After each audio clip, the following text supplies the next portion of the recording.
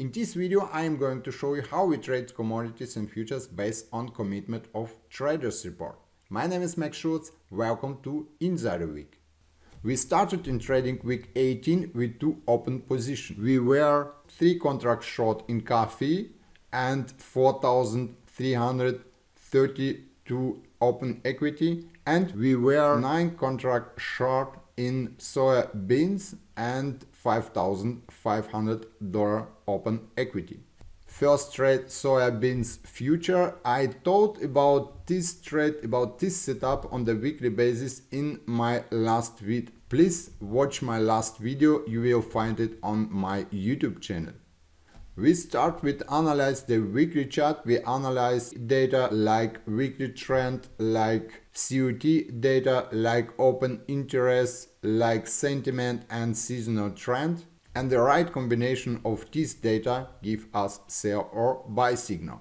At the second step, we analyze the daily chart. We use technical analysis to find right timing, because COT data give us information about the direction of the market, but not about the right timing. To find the right timing, we have to use technical analysis, and we do that on the daily chart. Look at this picture. You see May contract of soya beans. Futures contract have limited lifetime. Before the future contract expired, we have to roll over to the next contract. We did that. Next contract was July contract. We traded the July contract until Wednesday, because if you take a look on the daily chart, you can see the trend to the downside was stopped with the inside bar, and we decide to close the position. With this trade we made $5,837. Next trade, coffee. We have got sell signal on the weekly chart. Next step, we analyze the daily chart. We saw the trend change to the downside, and we decided to go into the market.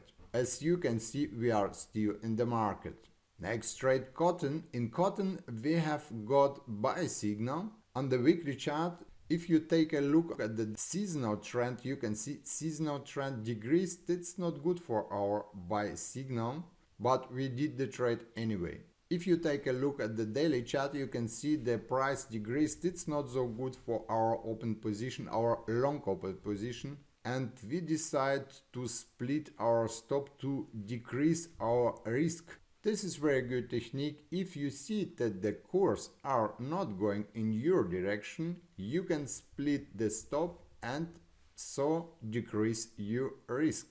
On the last step, I want to talk about CRB index. CRB index is index for commodities prices, and if you take a look, you can see we have mixed picture. We have no stable trend in certain direction. The course goes sideways.